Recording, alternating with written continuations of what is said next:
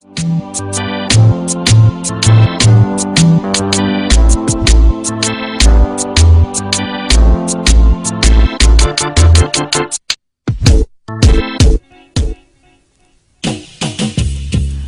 evades the mind and body and creates an adventurous escape for its listeners.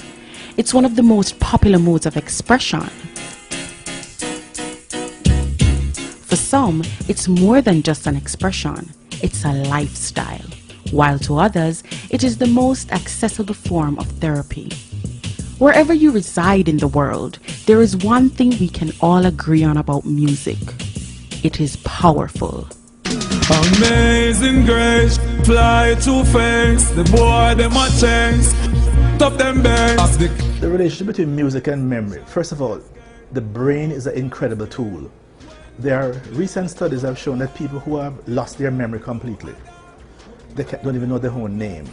If you play a song, they can tell them exactly when they heard and they start singing the song. There's one particular composer who has some serious brain injury. And if you just hum the melody to a symphony, he can go on the keyboard and play the entire symphony. Because we store memory connected with music in various places in the brain, not just one location, so even when you're brain damaged. So it tells us that if somebody just starts humming a song to you that you learned as a child, it brings back the entire memory of the song. I have done so in my own work where I've just put something to a rhythm and clap my hand to it, and the child learns the words immediately. Why is it that every Jamaican child knows the lyrics to every song ever recorded?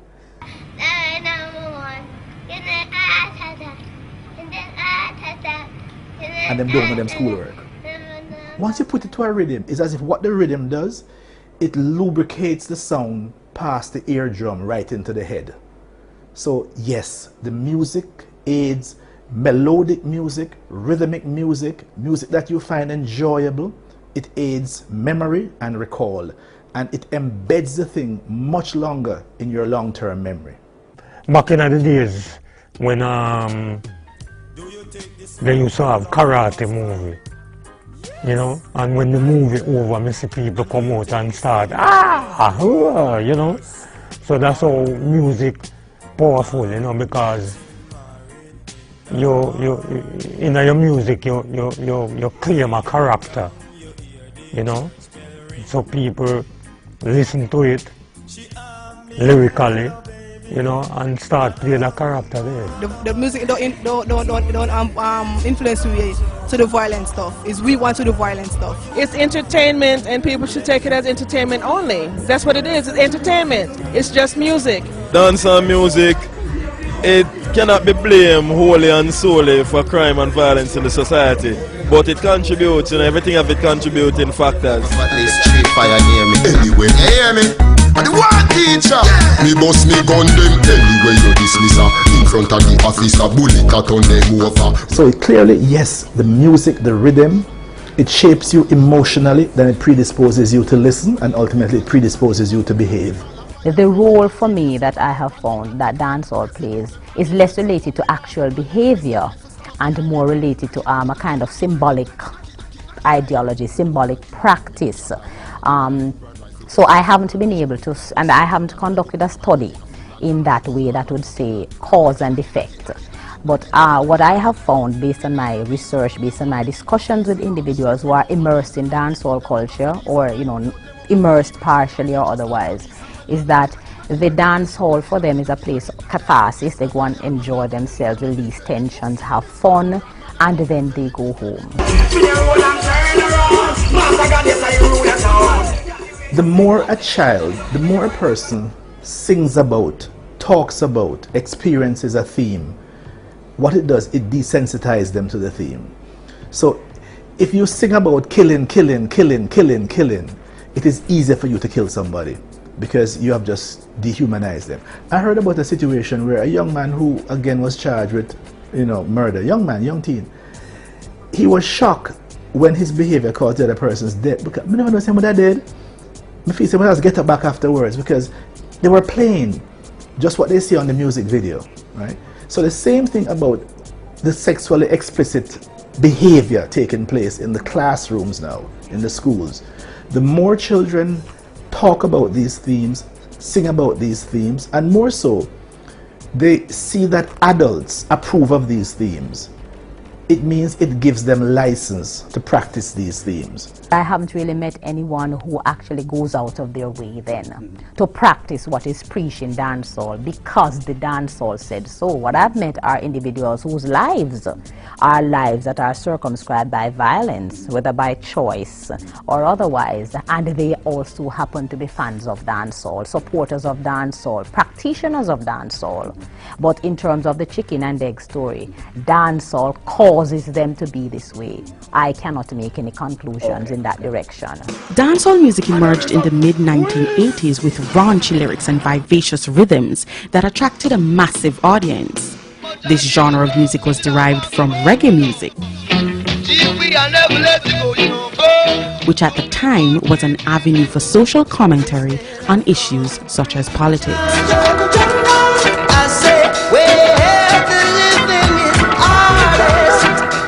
If you take the 70s, the music as shaped primarily by Rasta and Bob Marley as its most powerful exponent. I said the music targeted our hearts and our brain. It forced us to think, to learn, and to grow.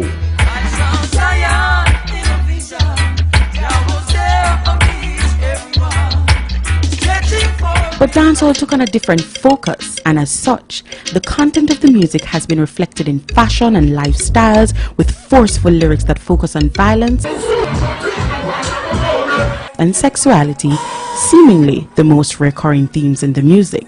Dancehall was first known more for its sexual explicitness, and you know, when Yellowman came out and started talking about his different things, I don't know, he has a song, we were listening to it in a class recently, "My cocky did a hurt me," and he goes into all these discussions, and you have all these songs that were very explicit, and so he was labeled in a particular way as being sexually raw and vulgar, and then other artists from the 80s onwards have brought that forward, balancing it, I suppose, with a lot of the discussions about violence. But sex has been a very important part of dancehall, but not just dancehall, you know, but of Jamaican music. If you hear my song them back in the days, it's not slap music.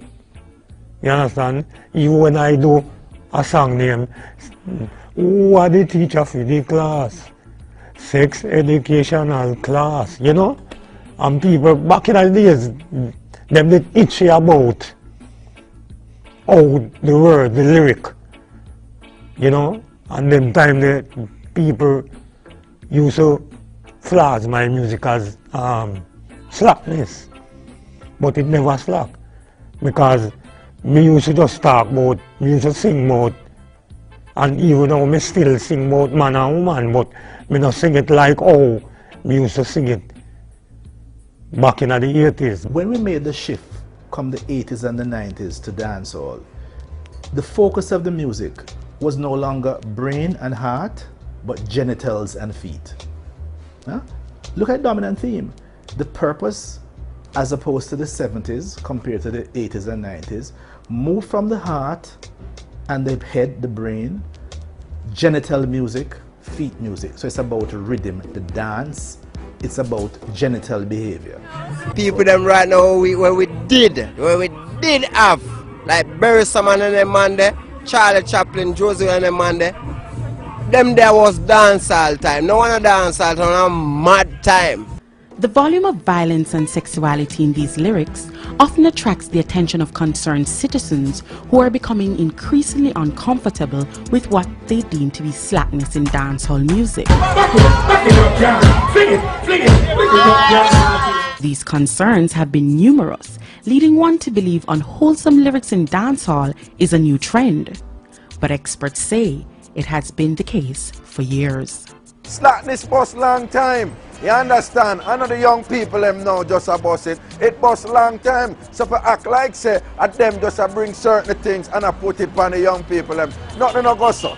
Sex has been a very important part of dancehall, but not just dancehall, you know, but of Jamaican music as well, because the other genres of music before dancehall also had their very sexually explicit themes, but they were not as popular and as prominent. You have slow R&B American songs where if these people listen to where some of them slow singer they are sing, say, then dancehall coming like church. Make we check country and western music. That is a favorite of all Jamaica. I mean, me personally, in my house, me have Marty Robbins. Me grew up come see that, and Jim Reeves and all them people there. And if we listen, let's take for instance Marty Robbins. If we listen to a Marty Robbins sing, Marty Robbins have an album with something like 10 or 12 tracks, where him die in all of the song them, and him not only die of natural cause, him die of gunshot. If your mother says rob a bank, would you? If the media tells you to skip school, would you do it? What if the music says shoot a man? Would you do it? Are you influenced by the dancehall music to act violently? No. No. Over the years, dancehall music has sparked many debates, most of which surrounds the negative content of the music and its implications for the society. The debates on dancehall music are increasing daily. One popular theory is that dancehall lyrics are fueling the social ills and intolerable behavior, especially among teenagers. Two of the dominant themes in dancehall music. One is destructive sexual behavior, and the other is wanton violence. And if we notice the extent to which our young people who gravitate to these songs almost use it as a soundtrack to their lives. I don't believe that what I'm seeing, for example, on videos, little porno videos made with use of a cell phone is as related to dancehall, though, as it is to the availability of sexually explicit pornographic material to our young people on the internet, you know, the cable television that is really very accessible now. When I was going to high school, we were listening to King Yellow Man. We didn't make videos of ourselves. We didn't take photographs of ourselves. We were, you know, reading Hustler magazine and Playboy magazine that somebody would sneak into the school and we hide and read it. Now there is a lot more available. The technology has increased exponentially as the years have passed, and the young people are buying into it. So dancehall has been around since I was going to high school, and people were listening to it, listening to all the sexually explicit themes. What has changed in this era is not the amount of sex talk in dancehall. It's the availability of images, availability of digital technology that our young people can plug into and see, as far as I'm concerned, a little too much.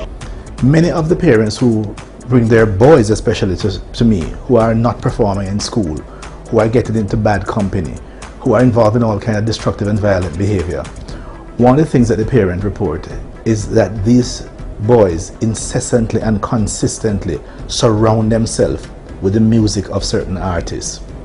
And it's typically the music that is most destructive, the most violent. There is no empirical evidence that demonstrates that dancehall is a primary contributor to violence in Jamaica. There is no empirical evidence out there that demonstrates that.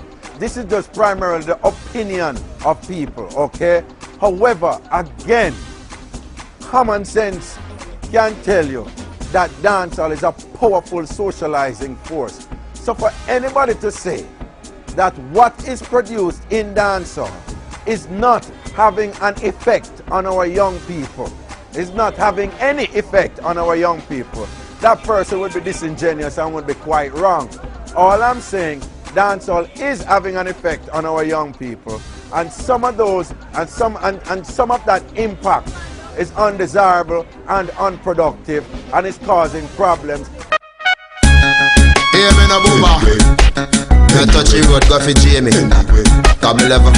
My music influences people to the point where it just entertains them and it amuses them. You know what I mean? That is the purpose of a Vibes Cartel music. Because Vibes Cartel music is like, it is something from the people, for the people, and it is about the people. You know what I mean? I get my inspiration from the people. So when I put that inspiration to music and put it forward to them, they accept it wholeheartedly. The dancehall fraternity is very much adamant that their lyrics are mere expressions and should not be blamed for the crime and violence in the society.